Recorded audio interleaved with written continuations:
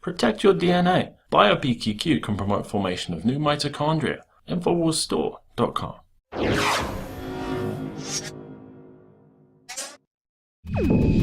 Well, he hasn't even taken office yet, and we're already seeing some of Donald Trump's campaign promises come to life.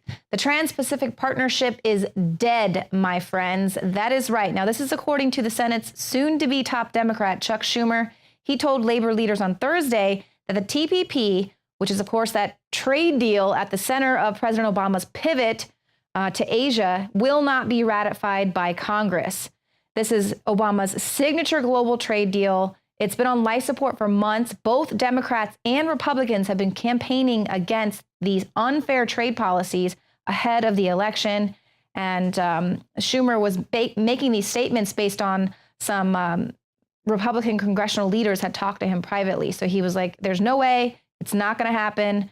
Donald Trump, of course, in June said there's no way to fix the TPP. We need bilateral trade deals. We do not need to enter into another massive international agreement that ties us up and binds us down. Now, of course, Senate Majority Leader Mitch McConnell said Trump is probably going to be able to negotiate a better deal if that's what he wants to do. So going forward, you know, Donald Trump kind of campaigned on that he's really good at doing deals. And of course, President Obama and his team had really been trying to ram the TPP through before the end of the year. That's not going to happen with both the Republicans controlling both the House and the Senate and Donald Trump in. So they just don't have the votes. There you go. Another victory. And that's a pretty huge victory. Now, Donald Trump has already considered a lot of people for senior White House jobs.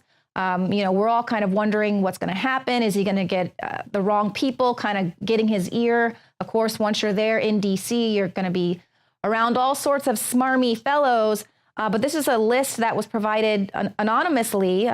That people are not allowed to be speaking to the press at this moment. This is a working document, but there's a list provided by a member of the transition team. It includes names like Trump campaign chairman Stephen K. Bannon, Reince Priebus, campaign manager Kellyanne Conway, and then, of course, former Trump campaign manager Corey Lewandowski and retired Army Lieutenant General Flynn. So these are just some names that are being thrown around, but Ron Paul says, Trump, please, my message to you, resist the neocons, resist the shadow government elites. This is a former congressman and libertarian icon, Ron Paul. He really needs no introduction here. But he says that neocons and shadow government figures are going to attempt to infiltrate and influence Donald Trump's presidency and prevent him from achieving successful change. Take a listen.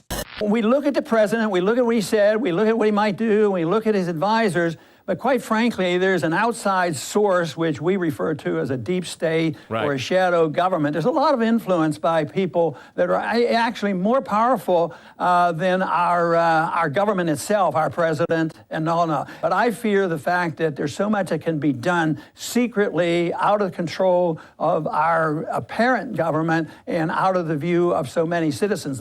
And of course, Ron Paul also warned about the dark actors. Now, we know we've been seeing war in the Middle East really been ramping up, and that's why we were so afraid of Hillary Clinton getting in. Can't wait to start World War III. But this is what the former congressman was warning about, that wars and military interventions can sometimes be forced upon a sitting president by these dark actors.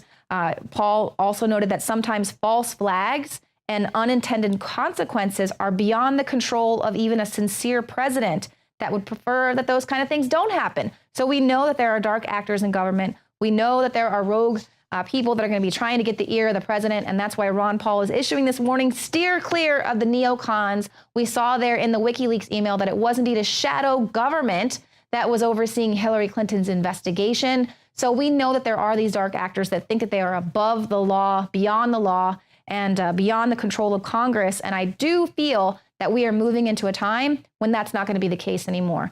Donald Trump might tweet all about it, keep us live and updated at 3 a.m. in the morning when he takes to Twitter.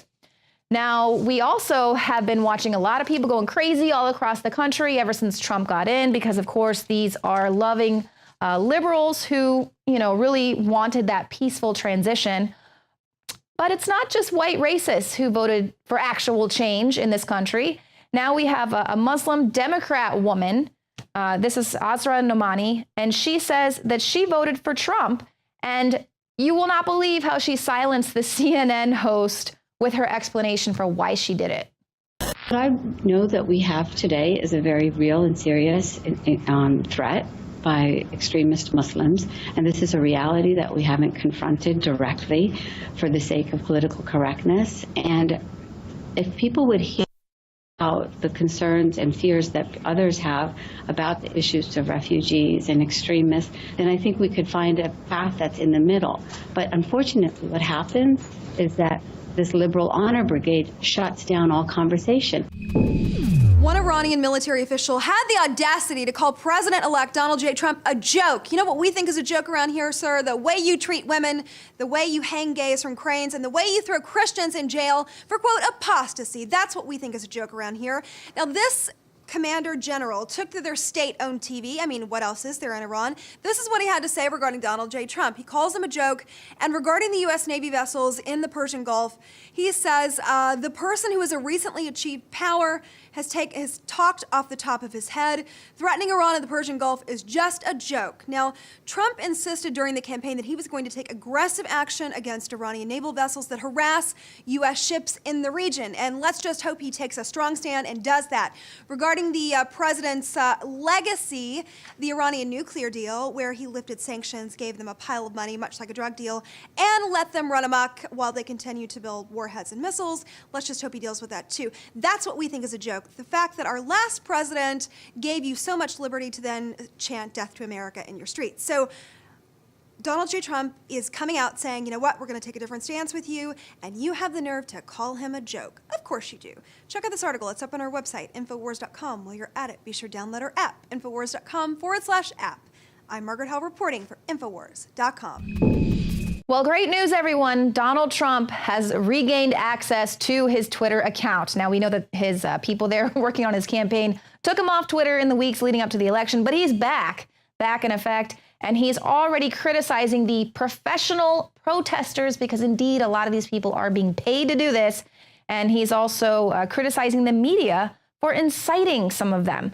He tweeted out on the 10th of November, "Just had a very open and successful presidential election. Now professional protesters incited by the media are protesting. Very unfair." But I love this because he came out a little bit more positively with a follow-up tweet saying, "Love the fact that the small groups of protesters last night have passion for our great country. We will all come together and be proud." So I really like that because you know what? They are exercising their freedom of speech, so long as they're not rioting and burning things down and beating people up and breaking windows. That's when, you step over the line. But if you're just peacefully assembling, then yeah, that's great. You do love this country. You do care. And there are a lot of people who are genuinely concerned that their families and they themselves are going to be deported.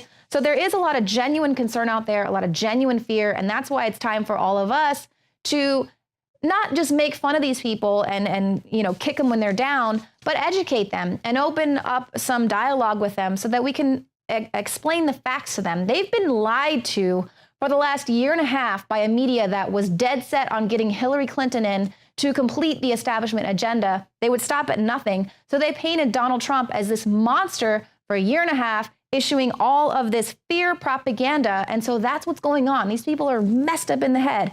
These are, of course, the people that aren't getting paid $15 an hour by MoveOn.org.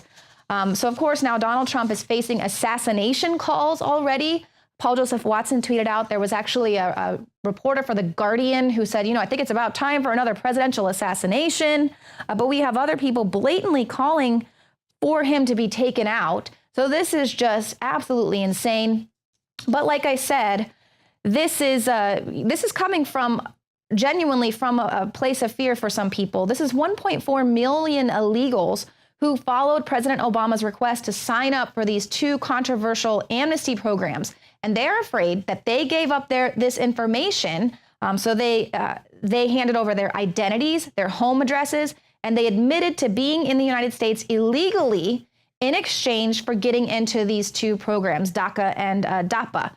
So they said, you know what, Obama's going to grant us amnesty. We're going to be honest with you. We're going to give you our information. And now they're saying, wow, well, we've just put ourselves on the hit list, so we're going to be the first ones to get taken out. And then so John Miano of the Center for Immigration Studies says the programs are dead under a Trump administration. Those who signed up created a list of prime candidates for deportation. I disagree. Frankly, I think that this is going to provide a list of people who probably don't deserve to be deported at all. These are probably great people whose families have been here for a while and they've been contributing to our society. They're not criminals, and they do deserve to be looked at to give this path to citizenship.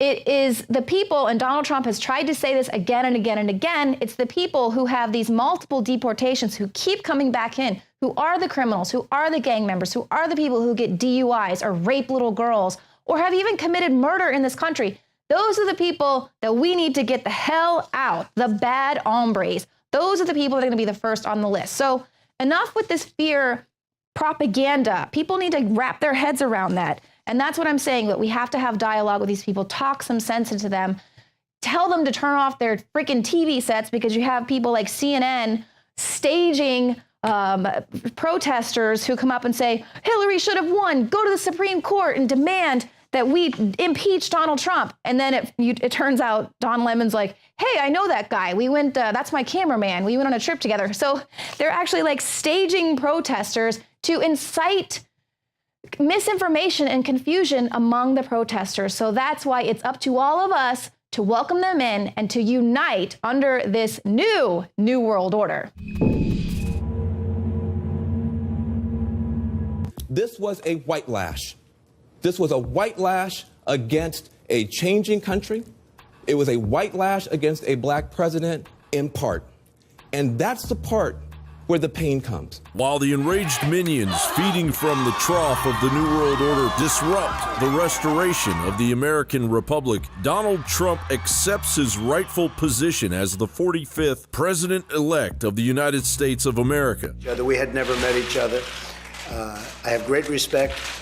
The meeting lasted for almost an hour and a half, and it could have, as far as I'm concerned, it could have gone on for a lot longer. We really, we discussed a lot of different situations, some wonderful and some difficulties. I very much look forward to dealing with the president in the future. Meanwhile, Hillary waits. This is painful, and it will be for a long time. But I want you to remember this. Our campaign was never about one person or even one election. It was about the country we love and about building an America that's hopeful, inclusive, and big-hearted. We have seen that our nation is more deeply divided than we thought. Hillary and company sit in limbo, impossibly attempting to rally faithless electors to throw the Electoral College's vote, as the pressure of all of her crime bubbles to the surface of a bog of corruption. Mr. President, will you pledge not to issue a pardon to Hillary Clinton and her co-conspirators for their many crimes against our country and against society itself? Will you make that pledge? President-elect Donald Trump mentioned numerous times that he would assign a special prosecutor to wade into to handle Hillary's 5 FBI investigations, one of which, the email investigation, was dropped by Clinton Foundation lackey FBI Director James Comey, strategically setting the stage to allow President Obama to pardon Hillary, which begs the question, can a sitting president pardon someone under an investigation that has yet to be convicted of a crime? Well, unfortunately, the answer is yes. A full, free, and absolute pardon under Gerald Richard Ford Nixon. did it for Nixon, and Bill Clinton pardoned CIA Director John Deutsch for mishandling classified information. Attorney Samuel T. Morrison, a pardon specialist, told the Charlotte Observer, the Constitution says the president can pardon offenses against the U.S., not convictions. The only constraint is that he can't pardon someone in advance of committing the offense. Of course, the allegations against the Clinton crime family aren't singular in nature. They include the brazen mishandling of classified materials endangering national security, racketeering on levels the RICO Act was designed to address to the fullest extent of the law, the recent unexplained murders of witnesses, child rape allegations related to Bill and Hillary's numerous visits to Jeffrey Epstein's pedophile island, and election fraud. And just how many politicians and sycophants will be released from prosecution if the Clinton Foundation is allowed to walk free. Now, as Chelsea Clinton prepares to launch her political career, which will begin with Chelsea's hands dirty with money laundering allegations, the Clintons' hubris appears to be a stain impossible to wash off. Chelsea, seemingly unaware that Americans fully intend on restoring the republic, beginning with the prosecution of her family. If Chelsea had a lick of sense, she would beg Cher for a seat on that rocket intended to leave planet Earth and America's seed of exponential providence behind. John Bound for Infowars.com.